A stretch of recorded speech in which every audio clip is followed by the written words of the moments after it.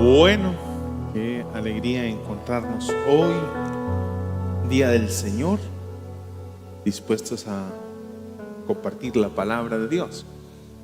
Y hoy volvemos a Filipenses. Y les digo que volvemos a Filipenses porque ya habíamos dejado por un domingo Filipenses, dado que hace 8 días estuvimos recordando el acontecimiento de la Reforma Protestante. Entonces hoy volvemos a Filipenses. Y Filipenses capítulo 2, que fue el texto que leyeron al inicio del culto, Filipenses capítulo 2, versículos 19 al 30, aunque hoy nos estaremos enfocando propiamente en la primera parte, y es del 19 al 22. Nos estaremos concentrando más exactamente de los dos personajes de los que se habla allí. Nos estaremos enfocando en Timoteo. Dice la historia de la iglesia que por allá más o menos como en el siglo III hubo una plaga, como todas las plagas, lo que nosotros acabamos, no hace muchos años, pasamos por una pandemia, y eso fue una experiencia muy difícil si no para todos, por lo menos para la gran mayoría, fue una experiencia muy difícil por lo que vivieron en carne propia, en su propio cuerpo, o por lo que vivieron sus familiares, las pérdidas, las crisis de salud, todo lo que tuvieron que vivir. No fue un momento muy grato, muy difícil. ¿Te imaginas una plaga en el siglo III sin todos los elementos de salubridad, médicos, toda la tecnología, el desarrollo? Imagínese lo complejo que fue. Y es real, no es una anécdota, una historia que nos ha inventado el trasegar del pasado, no. En el siglo III hubo una plaga.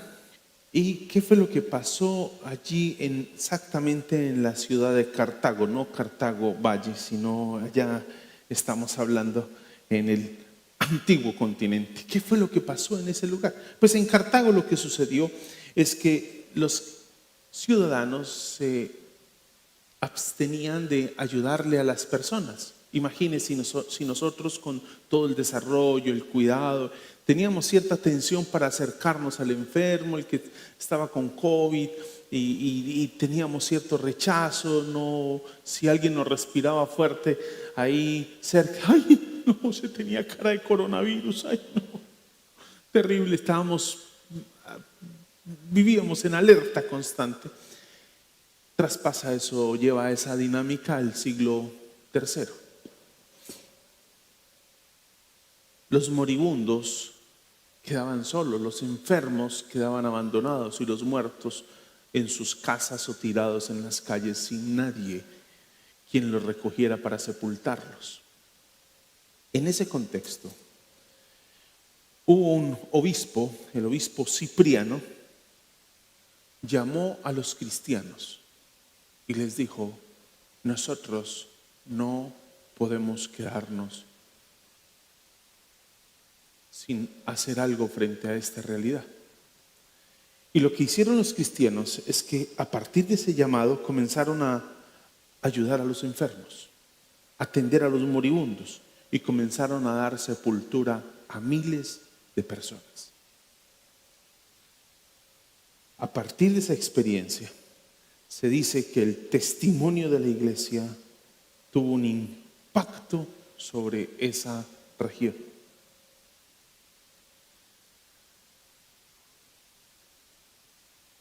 Para traerles el contexto o la historia un poco más acá, no hace mucho tiempo una persona se me acercó y me dijo: estoy atendiendo a X persona, y en la atención que estoy brindando a esa persona, mi vida está corriendo peligro por el riesgo y lo que representa esa persona, las condiciones que vive y todo eso. Entonces está mi vida en riesgo. La respuesta que le di fue la siguiente: si usted se muere, usted sabe para dónde va. Si él se muere, él no sabe para dónde va. Pero usted tiene la certeza de la salvación. Ese hombre no. su deber es atenderlo. Pero mi vida está en riesgo, pero su vida está en las manos del Dios Todopoderoso. La vida de Él está a puerta del infierno. La suya está disfrutando de la seguridad de la salvación. Esa es la gran diferencia.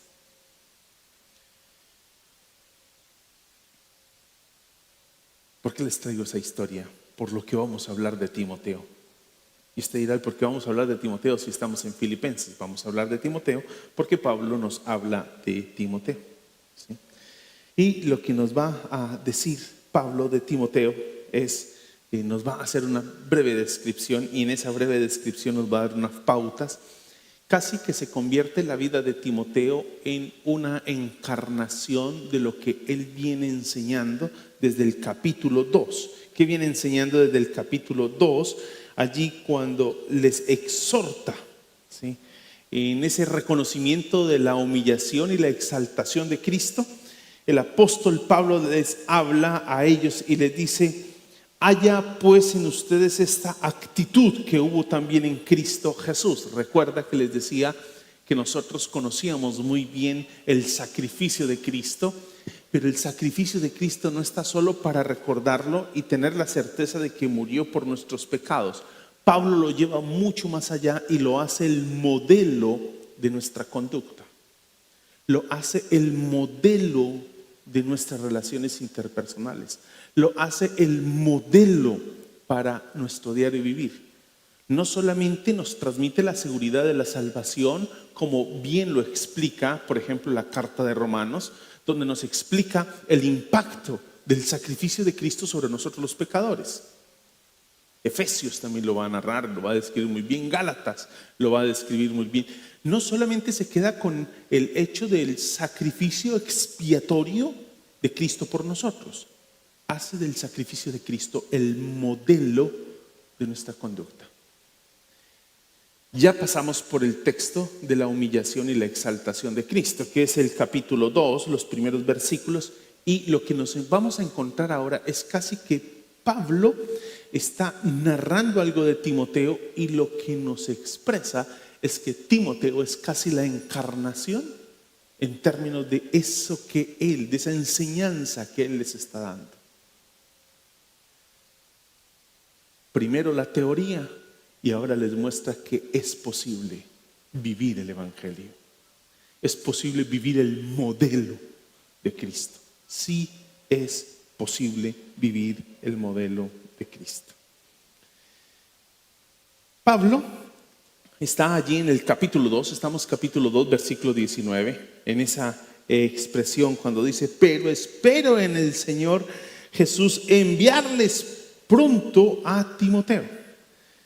La esperanza de Pablo es poder comisionar a alguien. Pablo está preso, no puede desplazarse. Recuerda que tiene la casa por cárcel, no puede desplazarse, no puede ir a visitar a los hermanos de Filipos, pero él espera que alguien vaya por él a visitarles.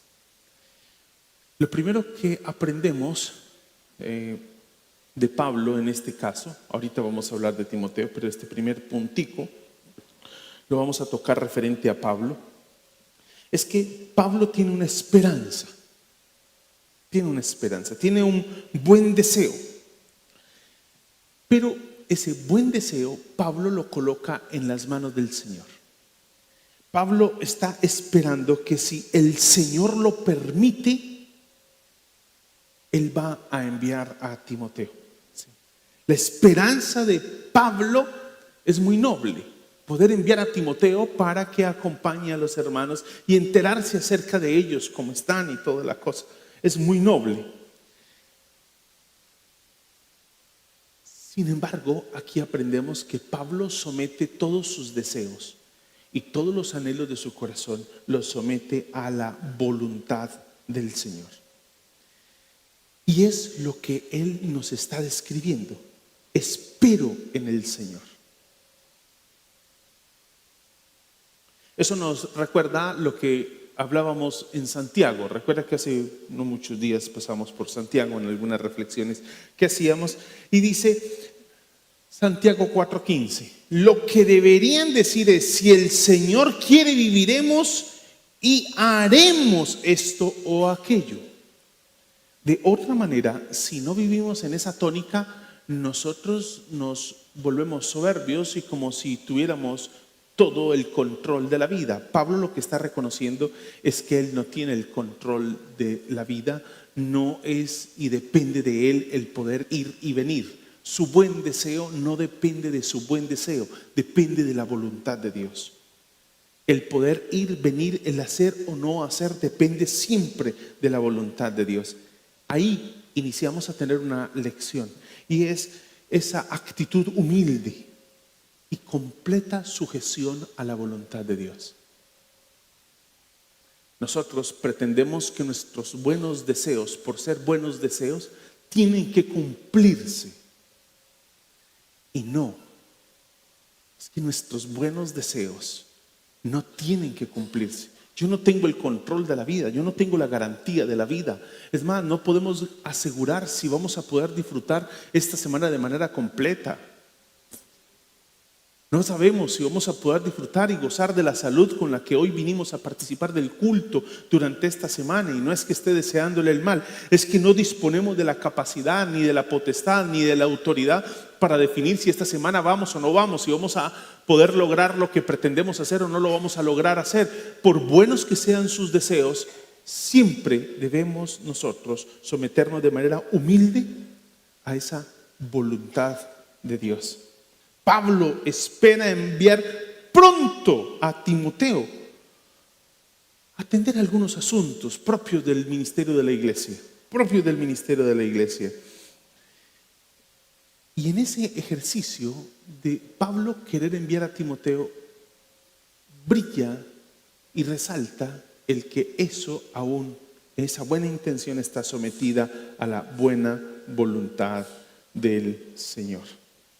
Pablo, en el propósito que tiene de cumplir la misión. ¿Y cuál es la misión? La misión que Dios le ha encomendado a la iglesia, el cumplimiento de la tarea evangelística.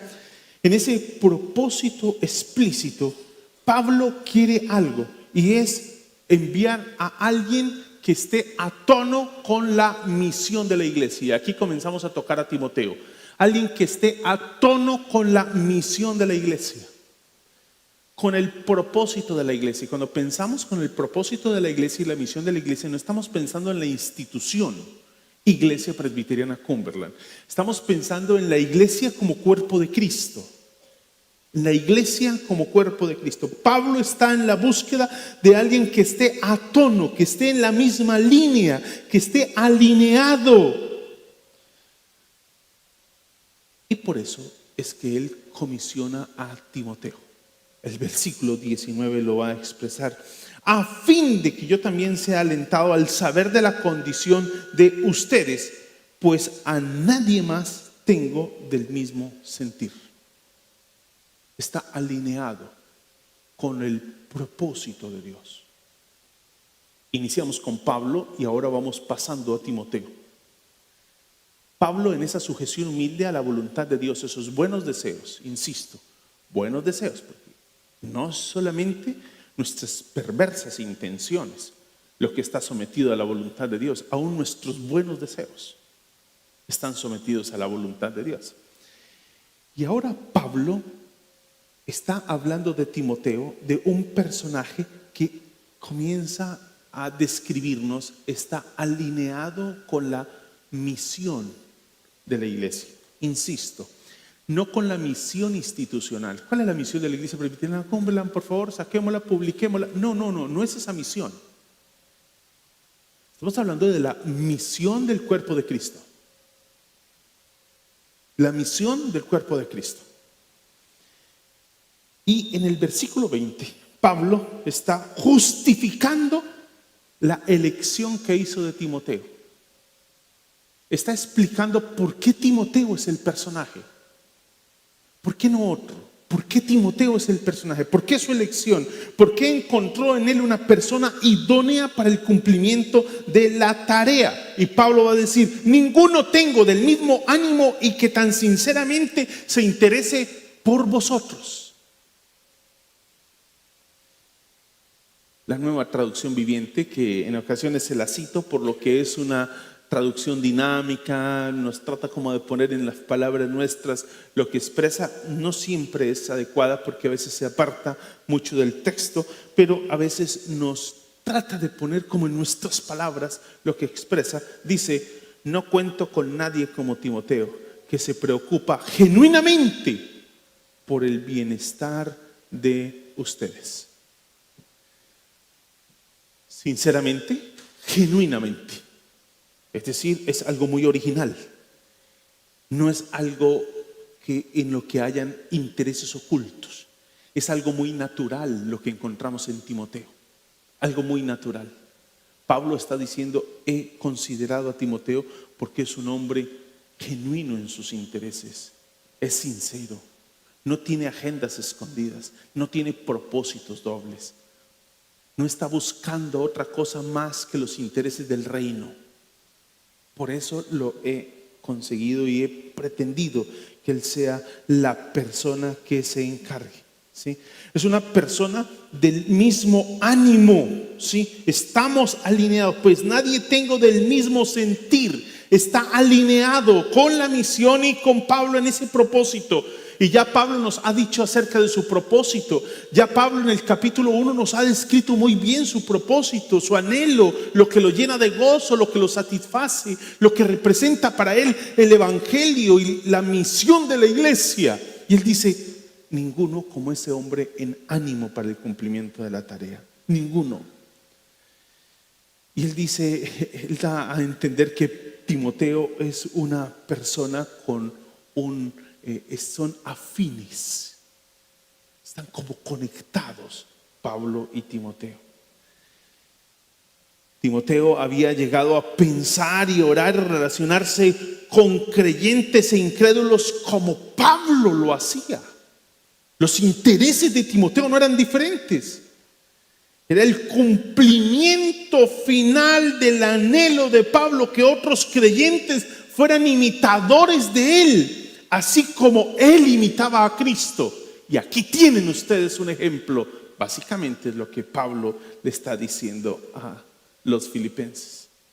Anhelo que ustedes sean imitadores de mí, así como yo de Cristo. Y aquí tenemos un hombre con semejante perfil.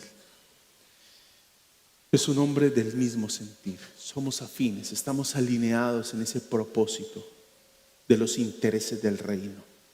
Esto nos va a nosotros como llamando la atención, porque hoy la iglesia, nosotros, personas, los que lideramos, los que servimos, los que vivimos la fe cristiana, se observan muchos intereses ocultos en el quehacer.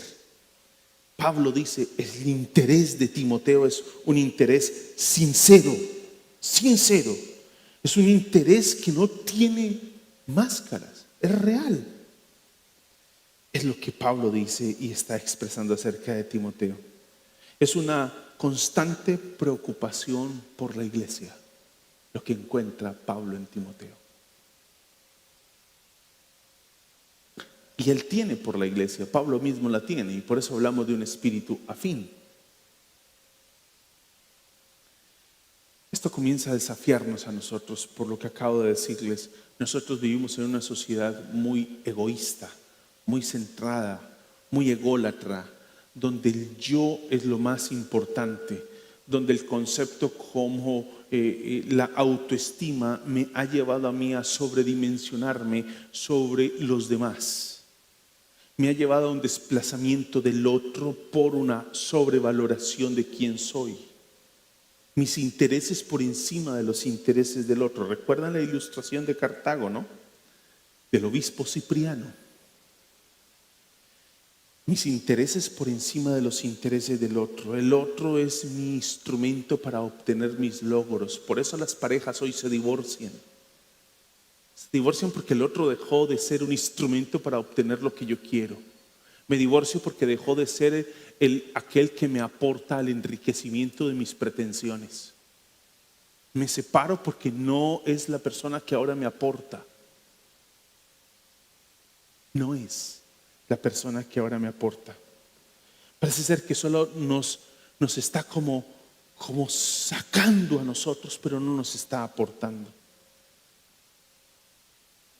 Esos son los motivos de nuestras tensiones hoy. Pablo está llamándole a la iglesia, ¿sí? Y subraya algo allí en el versículo 21, porque todos buscan sus propios intereses, no los de Cristo Jesús. Ese punto es el que nos enlaza con el capítulo 2 al inicio. ¿Cuáles son los intereses de Cristo al morir en la cruz del Calvario? Haya pues en ustedes la actitud que hubo también en Cristo. Y vuelve y nos dice ahora que en nosotros debe haber la actitud, esa actitud. Porque Pablo está diciendo que él ha visto que Timoteo es un personaje en quien están los intereses de Cristo y no están sus propios intereses.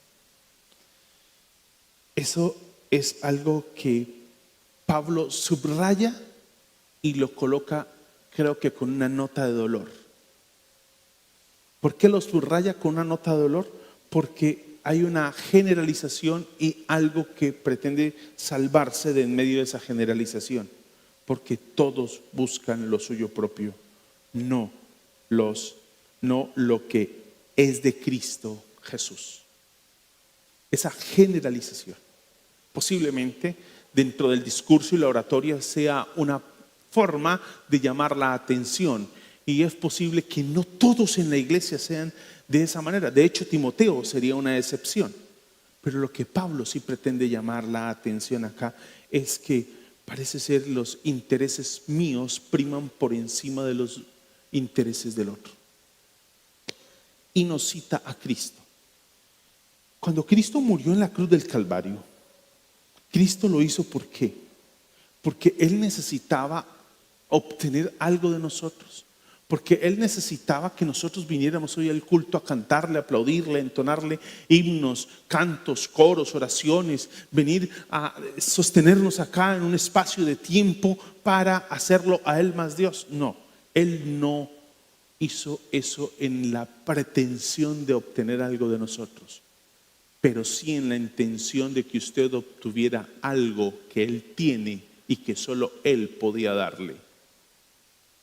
Segunda de Corintios 5:21, que todos ustedes lo saben de memoria. Ustedes son unos doctores en la ley, saben la palabra del Señor. Y al que no cometió pecado, ¿por qué? Por nosotros lo hizo pecado, para que nosotros seamos hechos justicia de Dios en Él, lo que significa que nuestro pecado le fue imputado a Cristo y la santidad de Cristo nos fue imputada. En ese intercambio que segunda de Corintios 5:21 nos está narrando, ¿qué fue el beneficio de Cristo? ¿Qué obtuvo Él?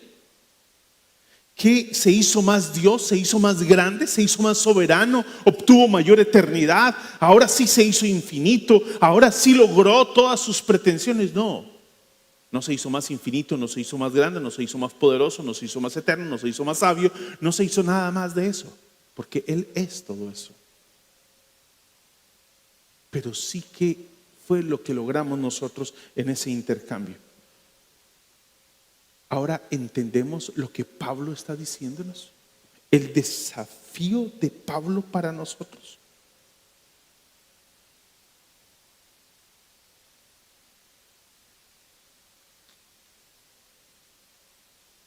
Ahora, ¿cuál es la motivación para nosotros hacer algo como lo que hicieron los cristianos de Cartago en el siglo III?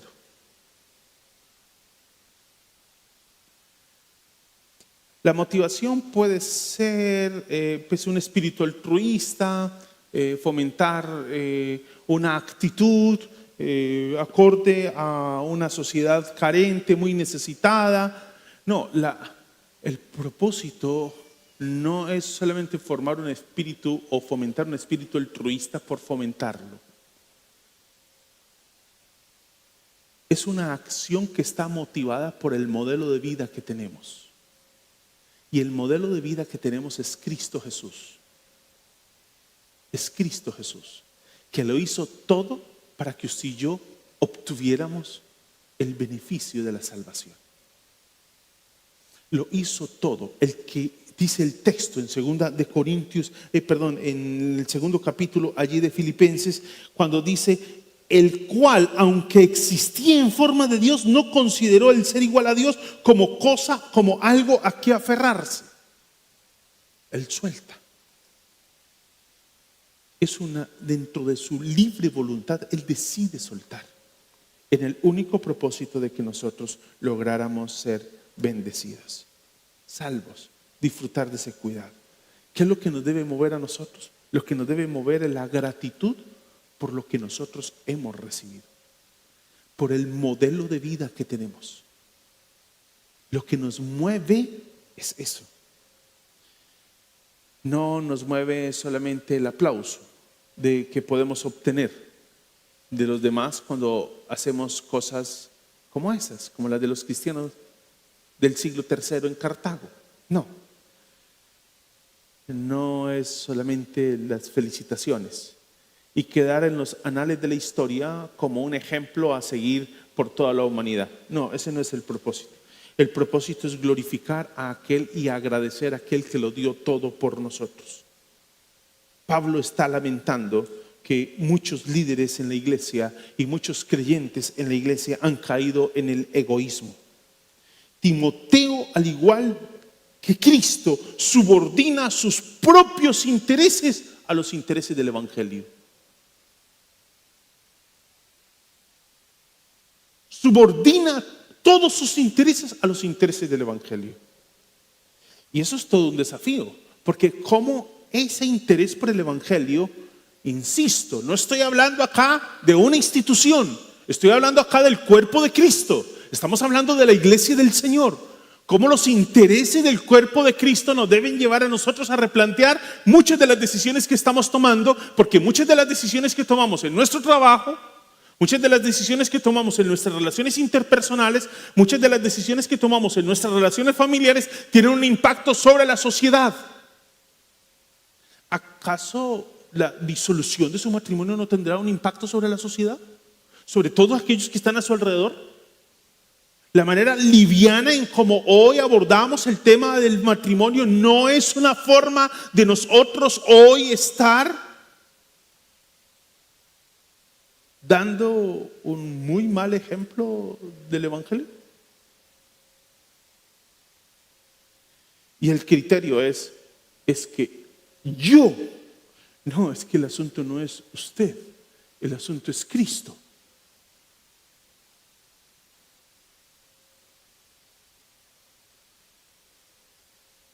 Y entonces, ¿dónde quedo yo?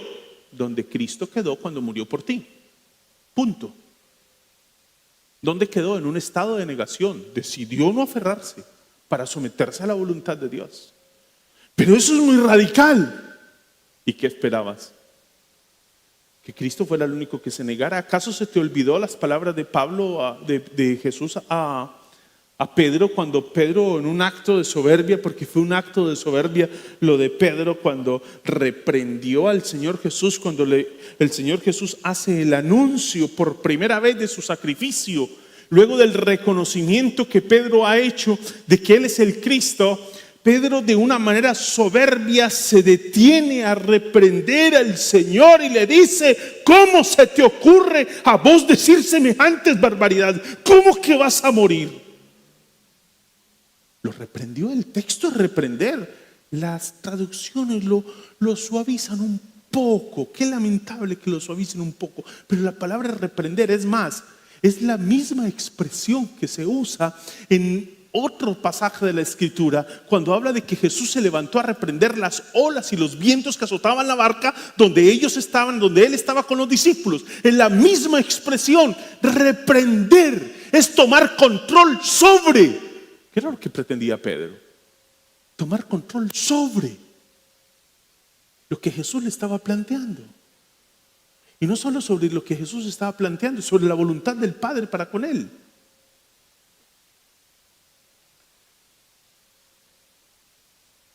Esto que Pablo nos está desafiando a través de la vida de Timoteo es una cosa que tiene unas implicaciones soberbias para nosotros.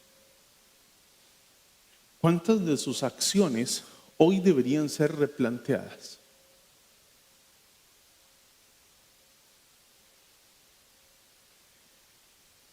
Vamos a poner un escenario laboral para que coloquemos esto en un escenario laboral que seguramente en el que todos de una u otra manera o han estado involucrados o están involucrados. No hay un lugar donde se compita con mayor fuerza y donde se observe mayor rivalidad que en el trabajo, ¿no? Decime cuando hay vacantes. Y es una de esas vacantes jugosas que todos deseamos. Y esa es la oportunidad de yo obtener un ascenso, un mejor salario. En ese momento se afilan los codos, porque estamos dispuestos a darle codo al que se meta, man. Al que se meta lo voy estumbando. ¿Sabes qué te diría Jesús? Solo piénsalo, a la luz del texto. Haya en vosotros la actitud que hubo también en Cristo. Jesús nos diría algo como: ¿y qué tal si tú le sirves de trampolín a tu compañero para que él obtenga el puesto que tú estás anhelando? Ahí sí usted se pone de pelos y dice: eso ni de funda se va a dar conmigo, porque ese es el cargo que yo he anhelado toda mi vida. Pues eso es lo que Pablo está reconociendo en Timoteo. No la actitud contraria a lo que encontró en Cristo, sino precisamente porque está encontrando en Timoteo un acto no egoísta. No tiene ningún interés más que el reino de Dios sea engrandecido. ¿Qué tal si sirves, aun si es necesario, le sirves de punto de apoyo para que tu compañero crezca? Así sea el cargo que tú quieres y has anhelado toda tu vida. ¿Estás dispuesto? Eso es evangelio. Eso es evangelio. Eso es evangelio. Pero ¿qué tal el cristiano volviendo codo? Tumbando a todos, moviéndole la silla a todos sus compañeros porque no está dispuesto a permitir que nadie se apropie de lo que ha sido el sueño que ha tenido toda su vida. ¿Qué tal el cristiano volviendo codo? ¿Dónde queda el testimonio del evangelio? No de la iglesia presbiteriana Cumberland, no. Posiblemente nadie sabe siquiera dónde asistes, pero sí saben que eres una persona de fe que participa del evangelio. Pablo está insistiendo en eso. Ahora, acá saltan preguntas a la luz del ejemplo del trabajo que acabo de dar, ¿no? De la competencia desleal en nuestros lugares de trabajo. Saltan preguntas como: ¿y entonces de mí quién se ocupa? ¿Tan ignorantes somos del evangelio que todavía tenemos esa pregunta? ¿No era ya la hora de que tuviéramos mayor madurez en la fe y dejar de hacer esas preguntas tan tontas, por favor? ¿No ha llegado el momento nosotros de dejar de preguntar esas niñerías y de estar ahora confiando en aquel Padre que conoce todas nuestras necesidades y sabe de qué necesitamos? Y que nos dice: por nada estéis preocupados. ¿No ha llegado la hora ya? ¿No ha llegado la hora ya de dejar de preocuparnos por nosotros porque tenemos un Padre que está preocupado por nosotros? Eso no significa que usted va a dejar de ir a trabajar. Yo espero que mañana madrugue más de lo normal, porque es parte del testimonio que usted tiene que dar como cristiano. De hecho, si usted acostumbra a llegar todos los días tarde a su trabajo, le solicitaría, a la luz de lo que expresa el evangelio, ese testimonio que usted debe dar, que comience a llegar siquiera 10, 15 minutos antes de su lugar de trabajo. Ojalá.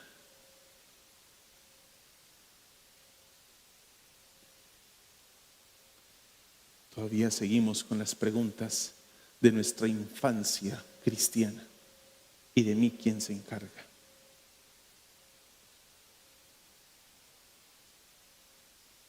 Vuestro Padre sabe de qué cosas tenéis necesidad. 2 veces se lo va a repetir el Señor Jesús a sus discípulos. En Mateo, capítulo 6, se repite 2 veces. Y en el contexto de la segunda vez en la que se repite, dice, hay un llamado. Y el llamado es que no seamos hombres de poca fe. Y recuerda que en una oportunidad hablábamos de esa expresión en el Evangelio de Mateo. Esa expresión, hombres de poca fe, se repite 4 veces en el Evangelio de Mateo. Solamente en el Evangelio de Mateo se repite 4 veces, en Lucas solo lo vas a encontrar una vez.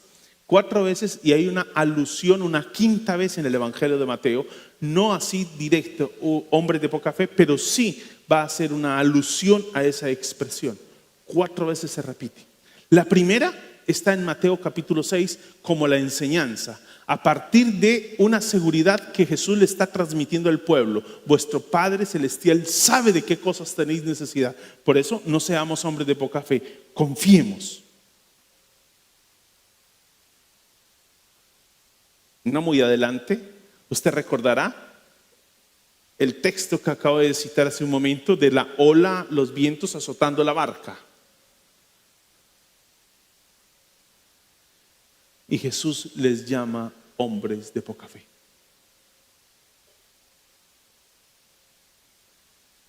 Luego tenemos la escena de Pedro hundiéndose cuando Jesús viene caminando sobre el agua.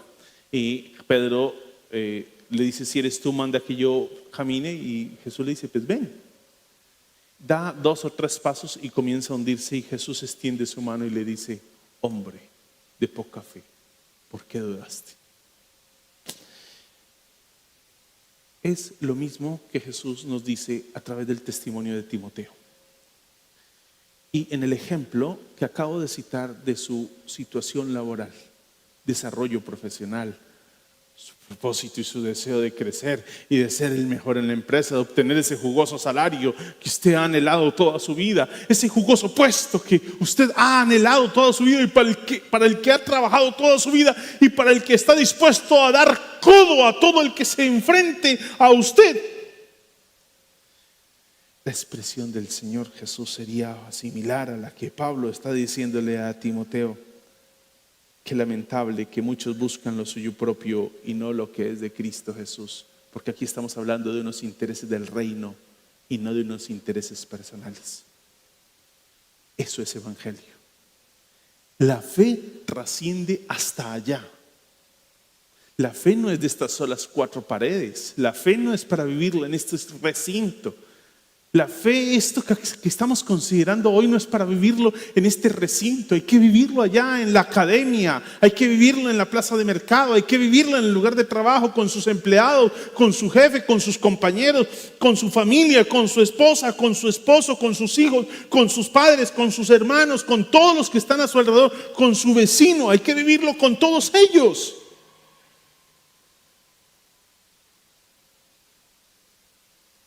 Nuestro egoísmo hoy no nos permite vivir para los intereses del reino. Solo nos interesa nuestras pretensiones. Eso es todo un desafío para nosotros.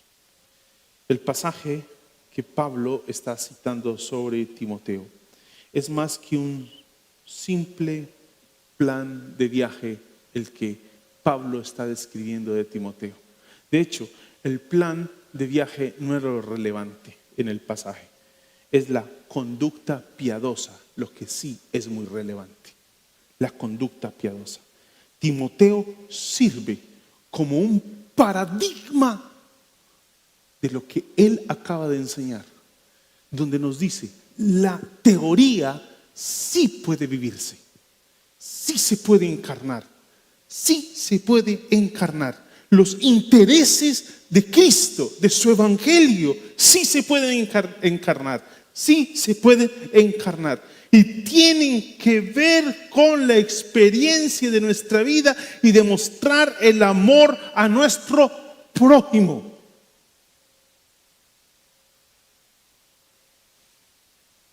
Cristo te amó antes de que tú lo amaras a Él. De hecho, no sé si lo tienes claro, pero llegaste a amar a Cristo porque Cristo te amó primero. No hay otra manera. Si usted no está muy convencido de eso, entonces esta semana ya tiene varias tareas, ya les mencioné algunas y va a tener otra tarea. Va a sacar un espacio y se va a leer la primera carta de Juan y usted se dará cuenta que usted no puede amar a Dios sino porque Dios le amó primero en Cristo Jesús. Porque nadie puede venir a Él si no es el Padre, a Cristo, si no es el Padre el que lo trae. Y es increíble, nadie puede ir al Padre si Cristo no es el que lo lleva. Eso es una cosa. No tienes los recursos. Eso es un golpe a nuestra soberbia. No tenemos los recursos para llegar a Dios. Somos unos completos incapaces cuando se trata de nuestra relación con Dios. Si Él no viene, nunca hubiéramos podido llegar. Porque el camino al Padre es el camino del Hijo. Nunca se te olvide eso. El camino de regreso al Padre es el camino del Hijo. No hay otro. Y podemos encontrar el camino del Hijo porque tanto tiempo he estado con vosotros y todavía no sabes cuál es el camino del Padre. ¿Recuerda? Juan capítulo 14. Aquí tenemos el llamado para el creyente de nuestro tiempo. Es a una fidelidad que involucra un sacrificio de nuestros intereses y a unos intereses genuinos, abiertos, claros. Permítame señalar 4 cosas del pasaje. Lo primero que puedo señalarles es que ha llegado, a la luz de lo que Pablo nos está diciendo acá, ha llegado el momento de que ahora lo que conocemos de Cristo comencemos a vivirlo. Cuando tocábamos lo del sacrificio de Cristo, les decía, el sacrificio de Cristo se dio para el perdón de nuestros pecados, pero no solo para el perdón de nuestros pecados, sino para que nosotros sigamos su ejemplo, su modelo de vida. La doctrina que profesas es la conducta que hoy tienes. La doctrina que profesas es la conducta que hoy tenemos.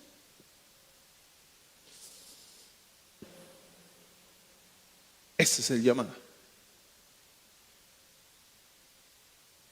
Lo segundo que tenemos allí es que nosotros tenemos que comenzar a buscar los intereses de Cristo y del Evangelio por encima de nuestros intereses.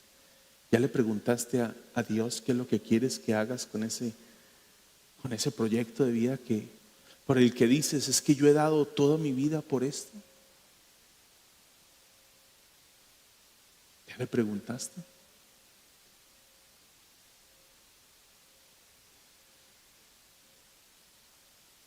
Timoteo nos está enseñando a encarnar a Cristo. A Cristo no solamente hay que predicarlo, hay que encarnarlo. Gálatas 2:20, ya no vivo yo, sino que Cristo vive en mí. Y ese debe ser el estilo de vida. El cristiano debe poner a su prójimo por encima de él mismo. Eso es todo un desafío para nosotros y una cultura como en la que nosotros estamos insertados, donde el yo es no lo han inflado tanto que vivimos en la cultura del superego, super yo. Sufrimos de una egolatría. Sufrimos de una egolatría que nos la han enmascarado en una cosita con la que la mantenemos ahí en la punta de la lengua. Autoestima. Nada ha sido más nocivo para el ser humano, no para el evangelio, para el ser humano, que esa vaina de la autoestima en cómo hoy la manejamos, tanto fuera como dentro de la iglesia. Si no está muy convencido de eso, me puede invitar algún día a tomar un café y puede ser que nos terminemos de acuerdo, pero me invita a tomar el café por lo menos y que sea un pretexto para que nos sentemos a compartir un café. Pero valdría la pena que el Evangelio, que la iglesia de nuestro tiempo reevalúe esa expresión con la que hoy andamos, desde púlpitos, desde los discipulados, desde la consejería, desde muchas de nuestras dinámicas de acercamiento al Señor.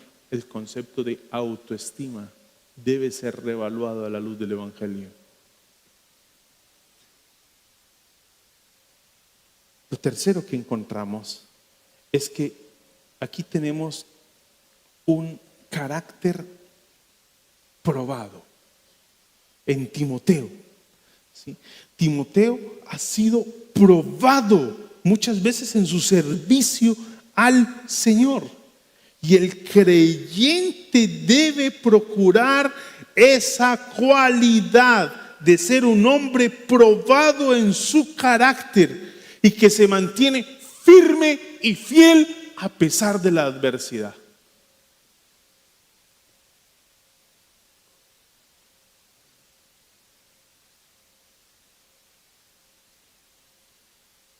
La iglesia debería destacarse por ser una comunidad de fe.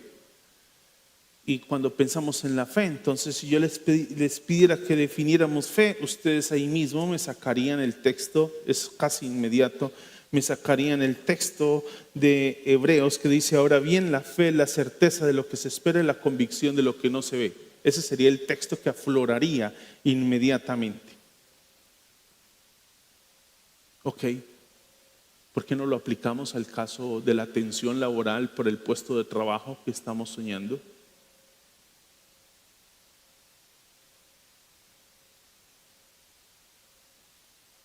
Es que parece ser que la fe solamente la aplicamos como a ciertas cosas que son de nuestra conveniencia. Entonces la fe dejó de ser el Evangelio y Cristo para ser ahora todo adaptado y usado y manipulado para mi conveniencia. No, la fe no es eso. Ese texto de Hebreos, por favor, aplícalo a todo. Aplícalo a esa pretensión laboral que tienes, a esa competencia encarnada y descarada con la que estamos involucrados en ese propósito de obtener un ascenso.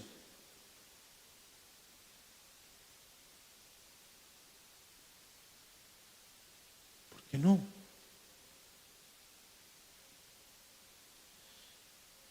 La fe hay que vivirla. No solo hay que profesarla, hay que vivirla. Esta semana me invitaron a un evento que había una de parejas, una graduación de parejas, y me pidieron el favor de si podía compartir algo en esa graduación de un programa de parejas. Entonces compartí en ese evento, en esa actividad, era un culto básicamente, y ahí aprovecharon.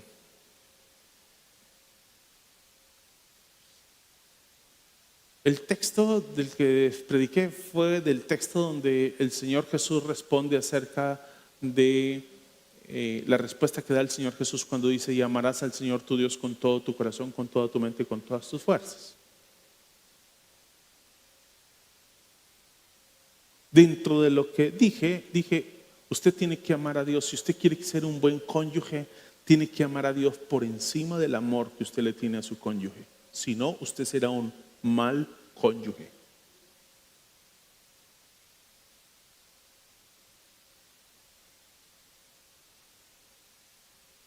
Eso no suena muy bien, ¿sí o no? Suena duro. Cuando terminé, un hermano de la iglesia se me acercó y me dice: pastor, no logro asimilar lo que usted me dice acerca de que debo amar a Dios por encima de mi cónyuge, y que debo amarlo con todo, y que mi cónyuge no puede ser amado más de lo que amo a Dios. Así lo dice la Escritura. Menos que eso no se espera de un discípulo de Cristo. El pastor, no resulta fácil. ¿Y quién dijo que era fácil?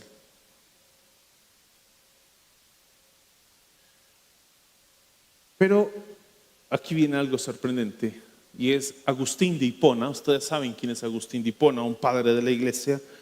En una reflexión que hace acerca en las confesiones, él escribe un libro llamado Las Confesiones y se conoce como las Confesiones de San Agustín. Dice: Dios da lo que pide. Dios da lo que pide. Dios nunca te va a pedir algo que Él primero no te ha dado. Y cuando te dice que debes amarlo a Él con todo y que el amor por Dios no debe tener rivalidad, ni tu cónyuge debe rivalizar con ese amor, porque si quieres ser un buen cónyuge debes amar a Dios con todo. Es la única garantía que tiene tu cónyuge de que lo vas a amar hasta que la muerte los separe. Es la única garantía que tiene tu cónyuge, que vas a amar a Dios con todo. Escuche bien lo que le estoy diciendo. Es la única garantía que usted como cónyuge tiene con su cónyuge, y es que su cónyuge va a amar a Dios con todo. Esa es la garantía. Cuando Dios te pide eso, te da todo lo que necesitas para cumplirlo. Qué cosa, ¿no? Que Dios nos ayude. Terminemos como iniciamos. Someta sus planes al Señor. Someta sus planes al Señor. Someta sus propósitos a Dios. Someta sus sueños al Señor. Someta sus buenos deseos al Señor. Sométalos. Someta sus planes al Señor.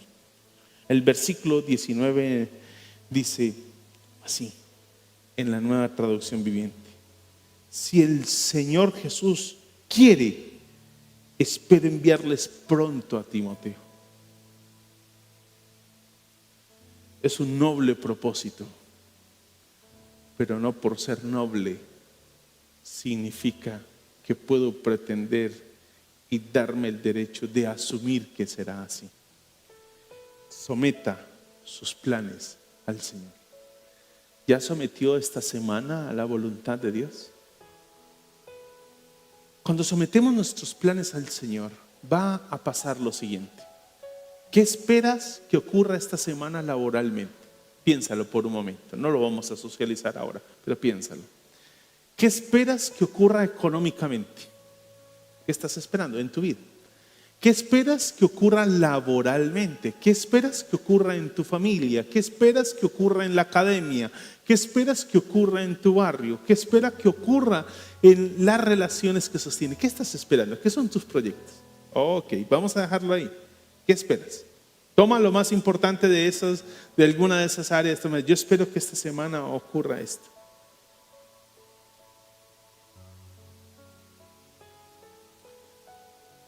¿Qué tal si no ocurre?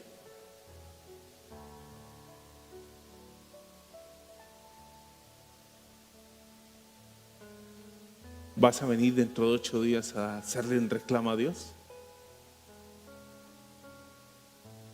¿Vas a comenzar a hablar mal del cielo y del creador y del sustentador y de quien te dio la vida? No, no debería ser. Lo que deberíamos decirle: Señor, gracias. Si tú no lo permitiste, es porque es tu buena voluntad. Entonces ahí vienen nuestros criterios, ¿no?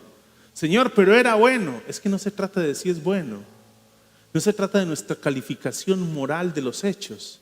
Se trata de la voluntad de Dios para nosotros. No se trata de una calificación moral. No se trata de si es bueno, regular o malo. Se trata de si es la voluntad de Dios. Esa debe ser tu preocupación. Dios no te está llamando a calificar las cosas. Dios te está llamando a someterte a Él. Punto. Dios no espera que tú le digas a Él cómo es que tiene que hacer las cosas. Recuerda, el reino de los cielos no es una democracia.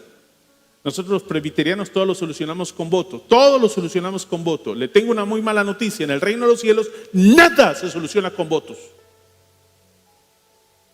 Nada. Usted no toma café con Dios para decirle: Señor, es que mis proyectos son estos y vengo a reconvenir tu voluntad. Todos los que han hecho eso han terminado.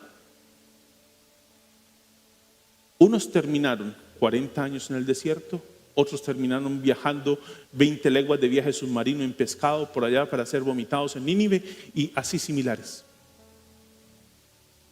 Todos terminaron así, sometidos al único que decide, y es el Dios que te salvó y ha dado todo para que tú seas un hombre y una mujer, ciudadano del reino y miembro de su familia.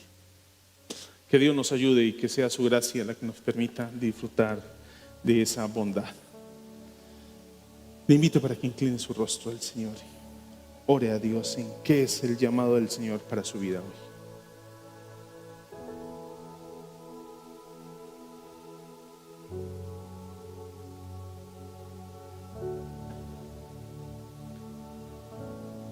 Es posible que lo que haya escuchado haya sido muy fuerte, ¿no? Y le haya desafiado y cuestionado, y es más, es posible que hasta se haya levantado alguna aspereza,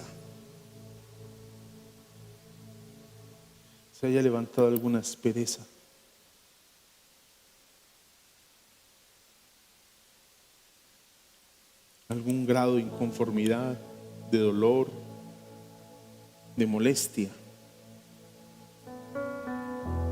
Señor, aquí estamos. Qué desafiante es tu palabra.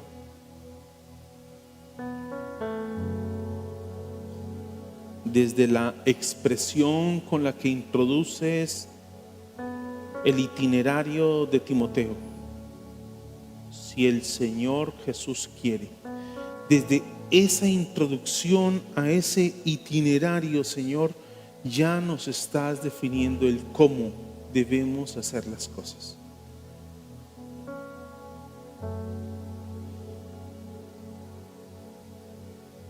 Pasas de la definición, Señor, de algo tan, diríamos, trivial como un viaje sometido a tu voluntad. Pasas a describir el carácter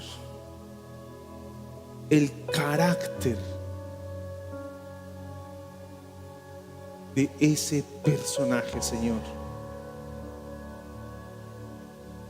planteándonos a nosotros el retrato de un hombre y una mujer de Dios, Señor.